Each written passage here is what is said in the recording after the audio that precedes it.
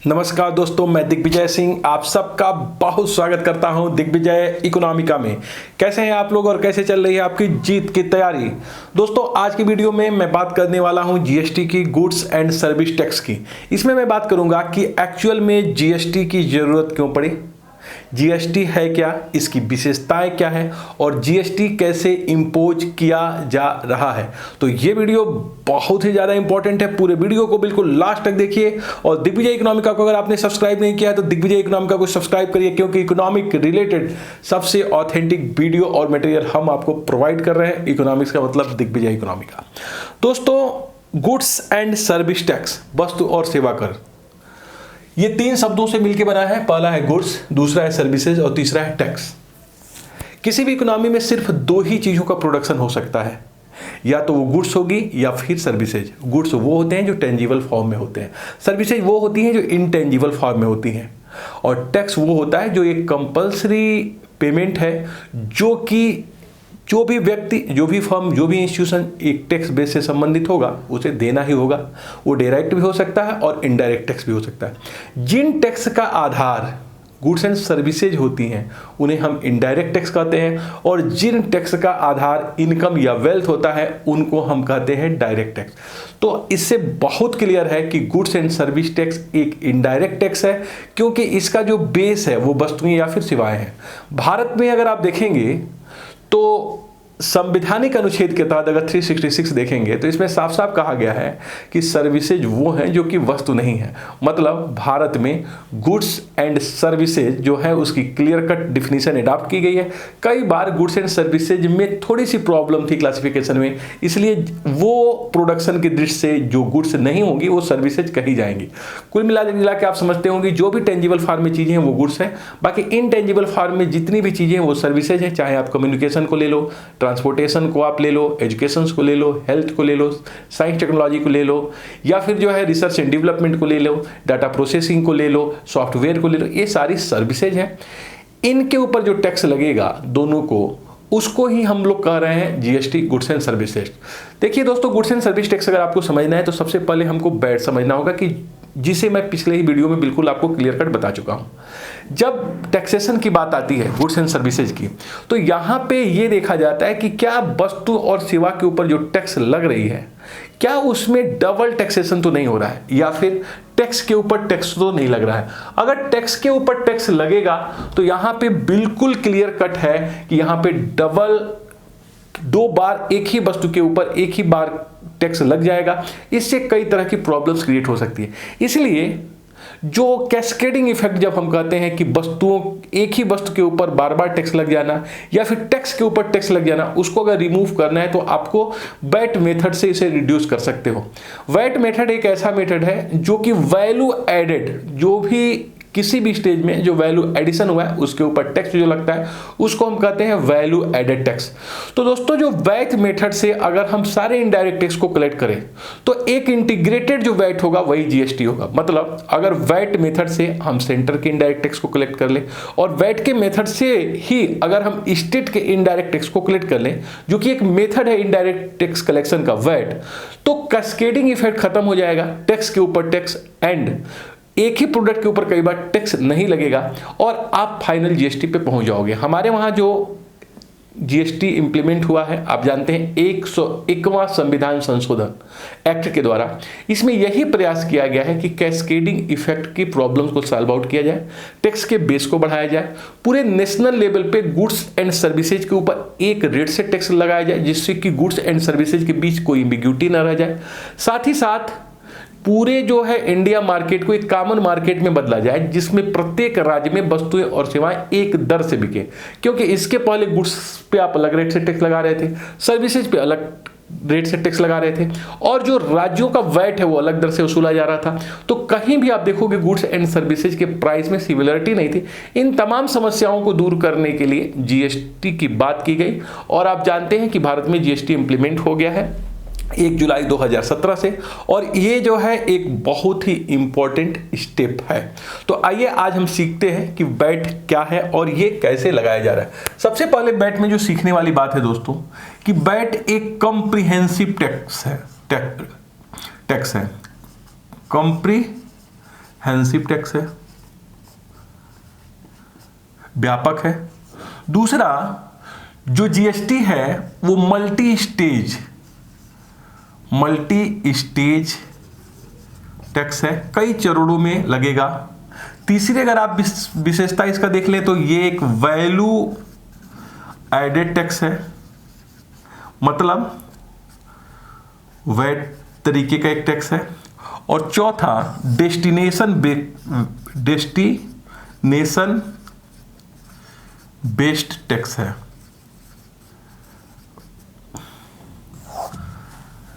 इसको समझने के पहले ये इसकी विशेषताएं हैं, हम जरूर बात करना चाहेंगे कि एक्चुअली भारत में वैट के दिशा में कौन से टैक्स कलेक्ट किए जाते रहे 2017 के पहले।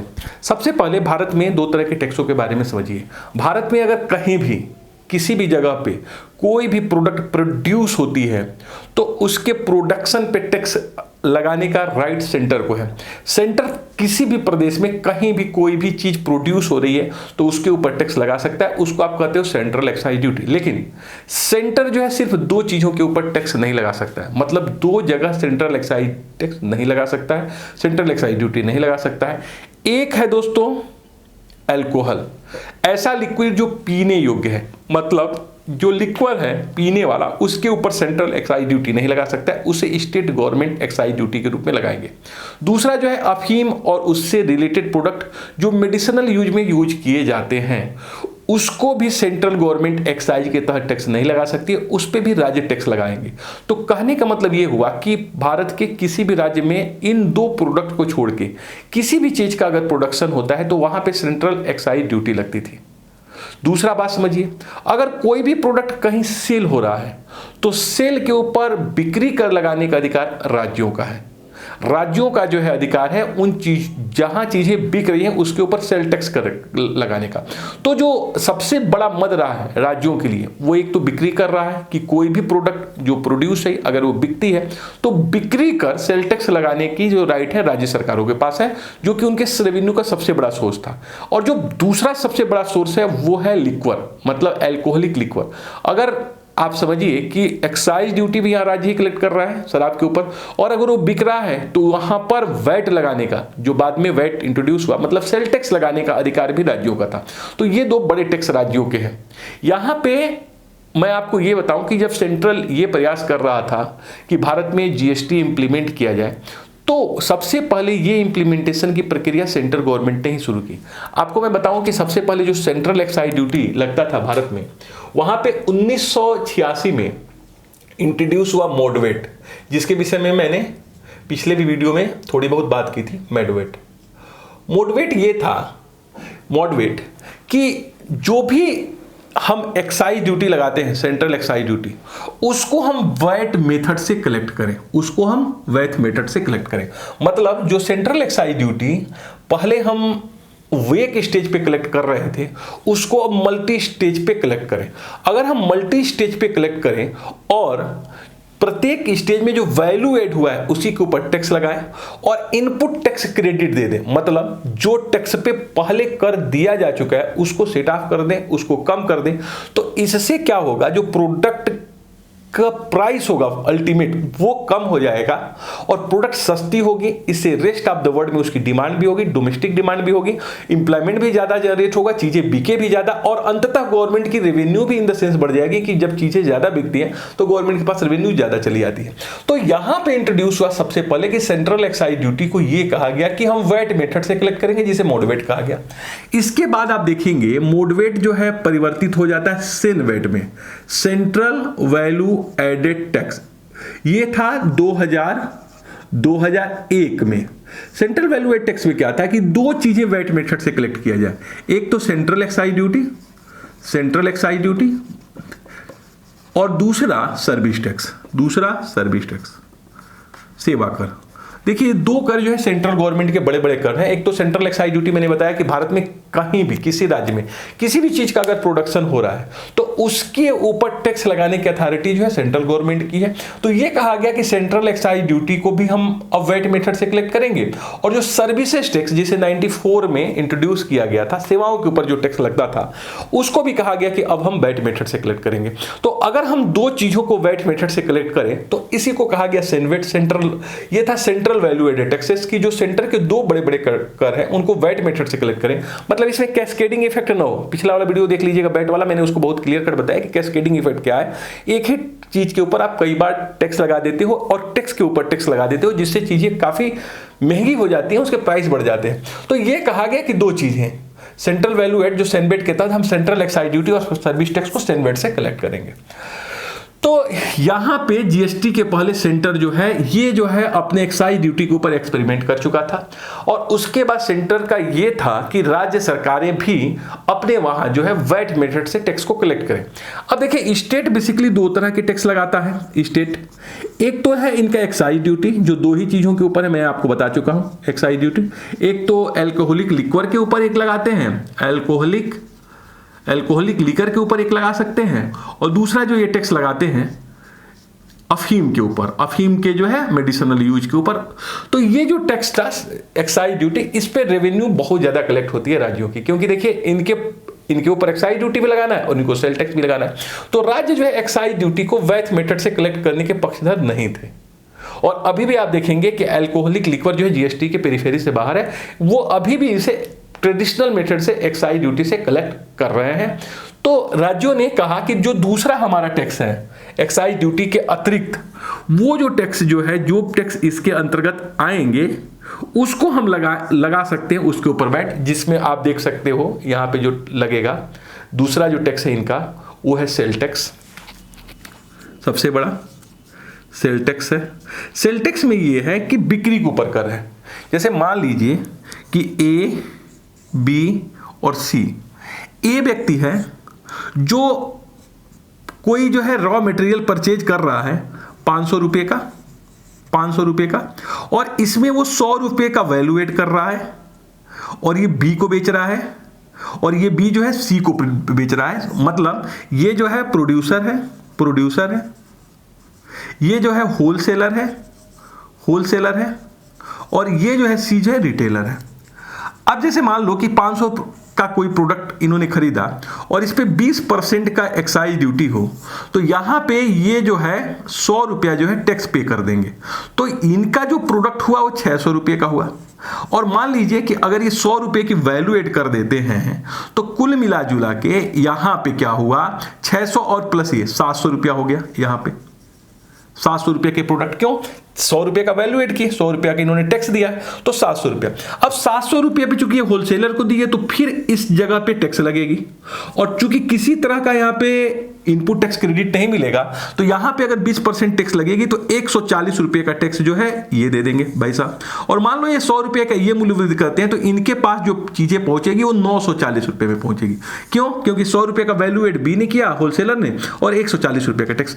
तो इसमें क्या हो रहा है, इसमें आप देख रहे हो कैस्केडिंग इफेक्ट बहुत है।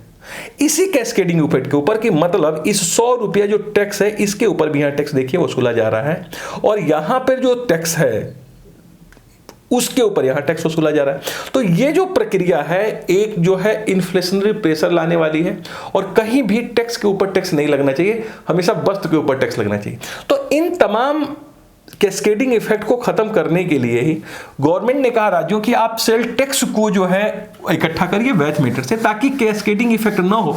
और कैस्केडिंग इफेक्ट नहीं होगा तो चीजें आपकी सस्ती होंगी, उसकी डिमांड ज्यादा होगी, और आपको रेवेन्यू लॉस भी नहीं होगा। और रेवेन्यू अगर लॉस होगा भी तो हम उसको 2 साल तक कंपनसेट करेंगे। यद्यपि राज्यों को बहुत ज्यादा लॉस नहीं हुआ, 1-2 साल तक आप देखेंगे 7-8 राज्यों को जो है घाटा हुआ, उसे गवर्नमेंट ने कंपनसेट किया। फिर सभी राज्य जो है लगता है राज्यों को लगा कि ये तो वैट मीटर बहुत अच्छा है, इससे जो है हमारी रेवेन्यू अंततः बढ़ी गई। तो कुल मिला जुला के यहां पे राज्य थे कि सेल टैक्स को हम वसूल लेंगे वैट मीटर से, और आप देखेंगे 2005 तक बहुत से राज्यों ने वैट मीटर से सेल टैक्स को इकट्ठा करना शुरू किया। इसका मतलब सेनवैट जो है, सॉरी, जो सेल टैक्स है वो वैट में कन्वर्ट हो गया। वैट जो है एक्चुअली बिक्री कर की जगह पे लगा दिया गया। इसका मतलब दो सफलता है जीएसटी लगने के पहले। जीएसटी लगने के पहले एक सेनवैट था जिसे सेंट्रल एक्साइज ड्यूटी कलेक्ट की जा रही थी, और दूसरा सर्विस टैक्स कलेक्ट किया जा रहा था, और राज्यों का जो बिक्री कैट वो वैट से कलेक्ट किया जा रहा था, जिसको हम लोग सिर्फ वैट कहते हैं। एक्चुअली इसका मतलब था बिक्री कर। बिक्री कर को हम उस मेथड से कलेक्ट कर रहे हैं जो वैल्यू एडेड टैक्स है। तो ये रहा यहां तक की चीजें कि राज्यों ने और केंद्र ने दोनों ने ही अब जो है कुछ चीजों को वैट मेथड से कलेक्ट करना शुरू किया, लेकिन अभी भी प्रॉब्लम्स बनी हुई थी। गवर्नमेंट इसलिए एक कॉम्प्रिहेंसिव टैक्स लाना चाहती थी, इनडायरेक्ट टैक्स, जिससे कि डायरेक्ट और इनडायरेक्ट दोनों ही टैक्स को हम कलेक्ट कर सके। सॉरी, एक ऐसा जो है लाना चाहती थी टैक्स जिससे सभी इनडायरेक्ट टैक्स को हम वहां कलेक्ट कर सकें, जो सेंटर लगाती है और जो स्टेट लगाती है। तो इसी संदर्भ में भारत में बिल आया था 122वां संविधान संशोधन बिल, और वही जो है 101वां संविधान संशोधन अधिनियम के रूप में कन्वर्ट हुआ है, और 101वें संविधान संशोधन अधिनियम के तहत ही भारत में जीएसटी लागू हुआ है। भारत में जब जीएसटी लागू हुआ है तो सभी इनडायरेक्ट टैक्स इसके अधीन है। आप ये नहीं कर सकते हैं, आप जरूर ये कह सकते हैं कि कई जगह अब भी पुराने वाली सेंट्रल एक्साइज ड्यूटी लागू है। जैसे अभी भी आप देखोगे डीजल के ऊपर, पेट्रोलियम के ऊपर अभी भी पुरानी वाली सेंट्रल एक्साइज ड्यूटी लागू है, सेंटर वाली। बाकी अल्कोहलिक लिक्वर के ऊपर अभी भी राज्य जो है पहले वाली सेंट्रल एक्साइज ड्यूटी लगा रहे हैं, लेकिन अधिकांश चीजें आप देखोगे जीएसटी के दायरे में हो गई है। तो अगर जीएसटी आपसे कोई पूछा जाए तो एक ऐसा वैट है, एक ऐसा टैक्स, इनडायरेक्ट टैक्स कलेक्शन का मेथड है जिसमें सेंटर के इनडायरेक्ट टैक्स लगभग इंपॉर्टेंट, और स्टेट के इनडायरेक्ट टैक्स एक साथ सबस्यूम कर दिए गए, मतलब एक साथ जोड़ दिए गए। इसीलिए जो हमारा जीएसटी है एक तरीके से वो एग्रीगेट वैट है, एक ऐसा वैट है जो कि एग्रीगेट वैट है, पूरे देश के ऊपर लागू होने वाला वैट है। इसीलिए इसके लिए शब्द यूज हुआ है कॉम्प्रिहेंसिव टैक्स।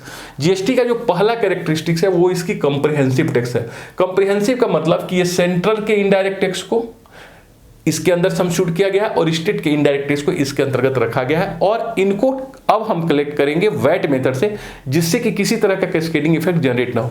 अब प्रश्न है कि कौन से सेंट्रल इनडायरेक्ट टैक्सेस को इसके अंतर्गत लाया गया है और कौन से इनडायरेक्ट टैक्सेस को स्टेट लेवल पे इसके अंतर्गत लाया है। तो सेंट्रल लेवल पे जो इनडायरेक्ट टैक्सेस के लिए लाए गए हैं, central excise duty, central excise duty, additional excise duty, additional excise duty, additional custom duty, additional custom duty, additional custom duty, service tax, और सेंटर लेवल पे सेंट्रल के cess and surcharge, cess and surcharge. दूसरा कौन सा ऐसे tax हैं जो state के इनडायरेक्ट टैक्स है जो इसके अंतर्गत समशूट किए गए? सबसे नंबर का वैट या फिर जो सेल टैक्स इनका था वो इसके अंतर्गत आ गया है। दूसरा स्टेट लेवल में जो कर आया है इनका इंटरटेनमेंट टैक्स, इंटरटेनमेंट टैक्स आ गया है। Tax on gambling and lottery, tax on gambling and lottery. फिर इसके अंतर्गत जो है आ गया है स्टेट के सेस एंड सरचार्जेज जो थे, जो कि बहुत कमी थे, ये इसके अंतर्गत आ गया है। फिर इसमें आ गया है चूंगी ऑक्ट्री आ गया है इसके अंतर्गत, और इसमें जो है इंट्री टैक्स आ गया है, इंट्री टैक्स आ गया। इसके अंतर्गत आ गया एडवर्टीजमेंट टैक्स, एडवर्टीजमेंट विज्ञापन के ऊपर एडवर्टीजमेंट टैक्स। तो एडवर्टीजमेंट टैक्स की जहां तक बात है, जो भी विज्ञापन आप अखबारों में आता है उसके ऊपर सेंटर टैक्स लगाने की अथॉरिटी रखती है। और अखबारों के अतिरिक्त जो भी टैक्स है, लेकिन इसमें दूरदर्शन और रेडियो आप जानते हैं संघीय सूची में, तो उसके ऊपर भी संघीय टैक्स लगाता है। मतलब यहाँ पे जो टैक्स लगाने की राइट है वो सेंटर गवर्नमेंट को ही है। मतलब टीवी के ऊपर विज्ञापन है उसके ऊपर, रेडियो के ऊपर विज्ञापन आता है उसके भी ऊपर, और अखबारों के ऊपर जो विज्ञापन आता है उसके ऊपर भी कर लगाने का अधिकार सेंट्रल गवर्नमेंट को है। तो इसके अतिरिक्त जहां भी बैनर, पोस्टर, होर्डिंग्स या फिर जो है आप मेट्रो के ऊपर आप देखते हो यहाँ पे, सॉरी मेट्रो के ऊपर रेलवे में आएगा, उसके ऊपर हाँ मेट्रो के ऊपर जो आप देखते हो स्टेशनों पे टैक्स लगा है। तो ऐसी जगह पे टैक्स लगाने का अथॉरिटी जो कि रेडियो, टेलीविजन और अखबार को छोड़ के उसके ऊपर जो है स्टेट टैक्स लगाते हैं। तो ये सारे टैक्स को एक जगह जोड़ दिया गया है और उसको अब वैट मेथड से कलेक्ट करेंगे। इसका मतलब जितने भी इनडायरेक्ट टैक्स हैं वो जीएसटी के अंतर्गत में आ गए हैं, ये आप नहीं कह पाएंगे, क्योंकि कुछ अभी भी इनडायरेक्ट टैक्स हैं, जैसे कि मैंने बताया कि आप पहले एक्साइज ड्यूटी पे हैं, पहले जैसे कि आपने बताया अल्कोहलिक लिक्वर के ऊपर, या फिर जो है स्टेट लेवल के भी एक्साइज ड्यूटी है, उसको भी आप इसके अंतर्गत नहीं लेके आए हो, इलेक्ट्रिसिटी को आप लेके नहीं आए हो, कस्टम ड्यूटी को आप इसके अंतर्गत नहीं लेके आए हो। तो लगभग 17 तरह के टैक्स जो है इसको सब्स्टिट्यूट किए गए और इनको बैच मेथड से कलेक्ट करेंगे, जिससे कि अब कैस्केडिंग इफेक्ट की प्रॉब्लम्स नहीं है। तो पहला जो है दोस्तों ये था कि ये कॉम्प्रिहेंसिव टैक्स है। दूसरा ये है कि मल्टी स्टेज टैक्स है। मल्टी स्टेज टैक्स कहने का मतलब ये है कि ये एक बहुचरणीय टैक्स है, और पहले वाले जो टैक्स में जो सिस्टम था वो सिंगल स्टेज टैक्स होता था। तो यहां पे आइए हम आपसे क्लियर करें कि ये मल्टी स्टेज टैक्स का क्या मतलब है। मल्टी स्टेज टैक्स का क्या मतलब है, जैसे मान लीजिए ए, बी और सी। मान लो कि ए जो है प्रोड्यूसर है, ये होलसेलर है, और सी जो है रिटेलर है। मान लो कि ए जो है वो 100 रुपए के रॉ मटेरियल को परचेज करता है, और जीएसटी का रेट जो है 20% है। अब जीएसटी का रेट 20% है, तो जो जीएसटी भारत में लग रहा है वो बेसिकली दो तरह के, इसके दो पार्ट होते हैं। एक ही प्रोडक्ट के ऊपर एक तो लगेगा सेंट्रल जीएसटी, इसको बोलेंगे सीजीएसटी, और दूसरा एक बोलेंगे स्टेट जीएसटी। मतलब एक ही प्रोडक्ट के ऊपर बेस एक ही होगा और उसके ऊपर हम सेंट्रल जीएसटी भी लगाएंगे और स्टेट जीएसटी भी लगाएंगे। और अगर 10% के रेट से सेंट्रल जीएसटी है तो 10% के रेट से हम स्टेट जीएसटी भी लगाएंगे। मतलब जो टैक्स की रेट होगी बिल्कुल बराबर होगी। तो देखो प्रोड्यूसर क्या हुआ, रॉ मटेरियल 100 रुपए में खरीदा और यहां पे जीएसटी की रेट मान लो कि 20% थी, तो यहां पे जो 10 रुपया जाएगा ना, 10 रुपया वो जाएगा हमारा सीजीएसटी का, सेंट्रल जीएसटी का, और जो स्टेट जीएसटी का जाएगा वो भी 10 रुपया जाएगा। तो इसके जो प्राइस हो जाएंगे 120 रुपए के हो जाएंगे। ये 120 रुपया पे करेगा, मान लो कि एक्स से ये चीजों को खरीदता है। तो अब देखो ये प्रोड्यूसर है, इसको सेल करना है होलसेलर को, लेकिन इसमें मान लीजिए कि वो जो है 40 रुपीज का क्या करता है, 40 रुपीज का वैल्यू एड करता है, क्योंकि प्रत्येक स्टेज में चीजों में क्या होती है, वैल्यू एड होती है। तो मान लीजिए कि ये जो है 40 रुपए का वैल्यू एड किया। तो जब वैल्यू एड किया और हम कह रहे हैं कि मल्टी स्टेज सिस्टम है और वैट मेथड से इसको हम कलेक्ट कर रहे हैं, तो यहां पे ये जो होलसेलर जो पाएगा इसे वो 140 में पाएगा, 140 रुपए में। क्यों? क्योंकि यहां पे देखिए हम टैक्स नहीं ले रहे हैं, टैक्स के ऊपर टैक्स नहीं ले रहे हैं, यहां पे हम इसको निकाले 120 रुपया, यहां पे इसका कुल वैल्यू है, लेकिन यहां जो हम ले रहे हैं सिर्फ 140 रुपया ले रहे हैं। ये 100 रुपया का रॉ मटेरियल प्लस 40 रुपये का वैल्यू एड। अब अगर यहां पे 20% है तो यहां पे 10% के हिसाब से लगेगा, तो यहां पे 14 रुपया क्या हो गया 10% के हिसाब से, सीजीएसटी हो गया, सेंट्रल जीएसटी हो गया, और 14 रुपया ही क्या हो गया, स्टेट जीएसटी भी हो गया। इसका मतलब यहां इसकी प्राइस जो हो गई 168 रुपीज हो गई। अब यहां देखिए, अगर ये होलसेलर यहां पे चीजों को बेचता है और मान लीजिए कि 60 रुपीज का वैल्यू एड करता है, वैल्यू एड कितना किया ये 60 रुपीज का, तो यहां पे हमको टैक्स सिर्फ किसके ऊपर लेना है, वैल्यू एड के ऊपर। तो यहां पे क्या होगा 140 प्लस 60 200 का, और 200 का अगर रुपीज का होगा तो फिर यहाँ पे 10% लगाएंगे, तो 20 रुपया का जो है यहाँ पे हो गया सीजीएसटी, और यहाँ पे 20 रुपया ही हो गया हमारा एसजीएसटी हो गया। अब जरा देखिए यहाँ पे कुल मिला जुला के समझना ये है कि यहाँ पे जो टैक्स पहला जो चरण था उसने तो पूरा टैक्स पे किया 10 रुपये का और 10 रुपये का, और यहाँ पे 120 रुपये में उसने चीजें परचेज की। लेकिन चूंकि इस इनपुट के ऊपर जो 100 रुपीज इनपुट है वो 10 रुपया यहाँ और 10 रुपया यहाँ पे टैक्स दे चुका है, मतलब सीजीएसटी फार्म में 10 रुपया सेंटर को 10 रुपया स्टेट को। अब यहाँ देखो जो टोटल यहाँ पे जो टैक्स आया इसके हिसाब से तो 114 रुपया CGST और 14 रुपया SGST। लेकिन रॉ मटेरियल पे चेक यहाँ पे किए जा चुके हैं तो उसको इनपुट टैक्स क्रेडिट मिलेगा, ITC, इनपुट टैक्स क्रेडिट। मतलब जिस इनपुट पे पहले टैक्स दे दिया गया है उसको यहां से सेट ऑफ किया जाएगा, इनको कंपनसेट किया जाएगा, इसको घटा दिया जाएगा। तो जो 14 रुपया है, चूंकि ये 10 रुपया यहां पे सेंट्रल को टैक्स इनपुट के ऊपर दिया जा चुका है, तो इसको सिर्फ 4 रुपया ही नेट टैक्स पे करना पड़ेगा। जो नेट टैक्स पे करना पड़ेगा वो सिर्फ 4 रुपया सेंटर को। और यहां पर भी देखिए 14 रुपया SGST है, तो यहां भी 10 रुपया उस स्टेट को पे कर चुका है, तो 4 रुपया यहां भी उसको सिर्फ। इसका मतलब एग्जैक्ट अगर आप देखिएगा तो बी जो होलसेलर है वो टैक्स पे करेगा 4 रुपया सेंटर को, 4 रुपया स्टेट को, क्योंकि इनपुट के ऊपर ए ने 10 रुपया और 10 रुपया सेंटर को स्टेट को पे कर चुका है। इसलिए इसकी टैक्स लायबिलिटी 14 रुपया तो आएगी, बट इसको 10 रुपये का इनपुट टैक्स क्रेडिट मिल जाएगा, मतलब 10 रुपया पहले ही पे किया जा चुका है। फिर यहां 14 रुपया की स्टेट GST आएगी, लेकिन 10 रुपया पहले ही पे किया जा चुका है, इसलिए इसको सिर्फ 4 रुपया पे करना पड़ेगा। यहां पे अगर आप देखोगे तो चूंकि यहां पे 14 रुपया पे किया जा चुका है, यहां तक 10 रुपया ये पे किया, 4 रुपया ये, तो यहां पे 14 रुपया घटाओगे तो यहां पे क्या पे करेगा, 6 रुपया ऊपर नेट टैक्स। अगर आप देखोगे तो नेट टैक्स जो है सी पे करेगा सेंटर को 6 रुपया, और स्टेट भी 6 रुपया ही टैक्स पे करेगा। तो कुल मिला जुला के यहां पे 12 रुपया टैक्स लगेगी। इसका मतलब आप देख रहे हो दोस्तों, यहां पे टैक्स इसका कितना लगता, पुराने मेथड से आप देखोगे तो पूरे 20 रुपया, लेकिन यहां पे देखिए इसको 14 रुपया इसका फायदा हो रहा है। मतलब 14 रुपया सब्सट्रैक्ट इन द सेंस कर रहे हैं कि ये 14 रुपया का टैक्स पिछले चरण में लिया जा चुका है। यहां पर भी देखिए SGST में भी 14 रुपया का टैक्स पहले, तो ये सिर्फ 6। तो आप समझ पा रहे हो कि ये जो टैक्स है दो तरह की चीज है, मल्टी स्टेज है प्लस वैल्यू एडेड है। Multi stage in the sense कि यहां पे प्रत्येक चरण के ऊपर हम टैक्स लगाएंगे, और प्रत्येक चरण के ऊपर टैक्स लगाएंगे और साथ ही साथ जितना वैल्यू ऐड हुआ है उसी के ऊपर टैक्स लगेगा, और जो आपका टोटल टैक्स लायबिलिटी होगा उसमें इनपुट टैक्स जो पहले ही लोग पे कर चुके हैं उसको बाहर आप कर देंगे। तो इसका मतलब मल्टी स्टेज सिस्टम हो गया और वैल्यू एड। पहले भी आप देखोगे तो सिंगल पॉइंट टैक्स तो हम कहते थे, लेकिन वहां पर भी मल्टी स्टेज टैक्स होती थी, कई जगह टैक्स लगती थी। सेल यहां हुआ, जैसे मान लो यहां से यहां, यहां से यहां, वो भी सिस्टम सेल सेक्टर में यही था, लेकिन इनपुट टैक्स क्रेडिट नहीं मिलती थी, इसलिए जो है एक ही प्रोडक्ट के ऊपर कई टैक्स लग जा रहे थे। तो इसमें ये फायदा हो गया। तो कुल मिला जुला के जो दूसरा इसमें फायदा हो गया है कि अब इसमें वैल्यू एडेड टैक्स, और सबसे बड़ी बात है ये डेस्टिनेशन बेस्ड टैक्स है।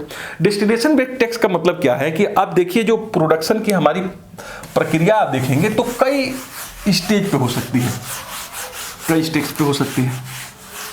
एक तो हो गया प्रोडक्शन, दूसरा क्या हो गया सेल, और तीसरा क्या हो गया कंजम्पशन।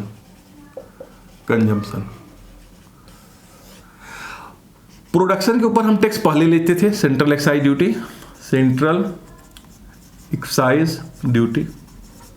सेल के ऊपर हम टैक्स लेते थे, सेल टैक्स लेते थे या फिर वैट लेते थे हम लोग। अब कंजम्पशन के ऊपर टैक्स, जैसे कि इंटरटेनमेंट लिया जाता है, इंटरटेनमेंट मतलब जब आप जाएंगे मूवी देखने तभी इंटरटेनमेंट टैक्स लेंगे कंजम्पशन के समय पे। अब प्रश्न ये था कि हम टैक्स कहां लगाएं, GST को वसूले कहां पे, प्रोडक्शन के लेवल पे वसूल लें जैसे कि सेंट्रल एक्साइज, या फिर जो है सेल टैक्स की तरफ से, या फिर कंजम्पशन पे। डिसाइड ये हुआ कि हम कंजम्पशन, इसी को डेस्टिनेशन बोलेंगे, जहां वो जा रहा है, डेस्टिनेशन डेस्टिनेशन का मतलब जहां वो चीजें जाएगी वहां पे हम टैक्स लेंगे।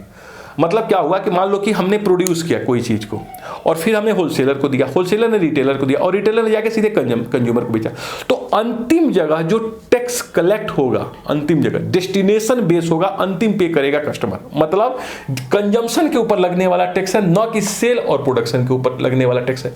तो ये जो है कंजम्पशन बेस्ड टैक्स हुआ। इसका मतलब ये हुआ, जरा सोचिए कि महाराष्ट्र, तमिलनाडु, गुजरात, वेस्ट बंगाल, ये बहुत बड़े पैमाने पे अगर प्रोड्यूस कर रहे हैं गुड्स एंड सर्विसेज के ऊपर, तो जो इनपुट टैक्स क्रेडिट मिलेगा अंततः सबसे ज्यादा लाभान्वित वो राज्य होंगे जो इनके प्रोडक्ट को कंज्यूम करेंगे। अगर यूपी बड़े पैमाने पे कंज्यूमर है न कि प्रोड्यूसर, तो डेस्टिनेशन बेस्ड टैक्स होने की वजह से सबसे ज्यादा फायदा यूपी को हो जाएगा, मध्य प्रदेश को हो जाएगा, बिहार को हो जाएगा। इसलिए कहा गया कि जो ऐसा टैक्स है जो प्रोड्यूसर राज्यों को एक तरीके से पेनाल्टी लगाता है और उनको इंसेंटिव प्रोवाइड करता है, जो कि एक्चुअल में चीजों को कंज्यूम कर रहे हैं। होना उल्टा चाहिए कि प्रोडक्शन वाले स्टेट को ज्यादा फायदा होना चाहिए। बहुत दिन तक इसके ऊपर खींचातानी होती रही। जयललिता ने अंतिम दिनों तक भी इस चीज के ऊपर सहमत वो नहीं थी कि हम इस तरह का कोई टैक्सेशन अडॉप्ट करेंगे जो कि डेस्टिनेशन बेस्ड हो। बट लेकिन आपको समझना होगा कि ये एक डेस्टिनेशन बेस्ड टैक्स है और सबसे ज्यादा बेनिफिट उन स्टेट को मिला कि जो ज्यादा कंज्यूम करते हैं, जो प्रोडक्ट के ज्यादा कंज्यूमर है। तो दोस्तों आज का जो वीडियो है आपने ये सिर्फ समझा अभी कि जीएसटी एक्चुअली क्या है। जीएसटी एक एग्रीगेट टैक्स है जो पूरी इकोनॉमी में गुड्स एंड सर्विसेज के ऊपर एक रेट से आप कहता है टैक्स लगाएंगे, चाहे वो गुड्स हो चाहे सर्विसेज, दोनों में अलग अलग रेट नहीं होंगे, एक रेट से होंगे। मल्टी स्टेज पे लगेगा ना कि सिंगल स्टेज पे लगेगा। इनपुट टैक्स क्रेडिट दी जाएगी, जो पहले टैक्स पे कर चुका है इनपुट को उसको अब दोबारा नहीं लेंगे। और अंततः जो है डेस्टिनेशन बेस्ड टैक्स है वहां पे ली जाएगी जहां वस्तुओं की सप्लाई होगी, मतलब कंजम्पशन बेस्ड टैक्स होगा। सबसे ज्यादा फायदा उन राज्यों को होगा जो इसे कंज्यूम करेंगे। तो दोस्तों पूरे अपने समय का पूरा यूज करिए, अपना पूरा प्रयास करते रहिए, अंतिम समय तक लड़ते रहिए। आपको रुकना नहीं है, आपको कुछ ना कुछ करते जाना है और आप वहां पहुंचेंगे जहां आप पहुंचना चाहते हैं। Thank you so much for watching Digvijay Economica. God bless you dear friend.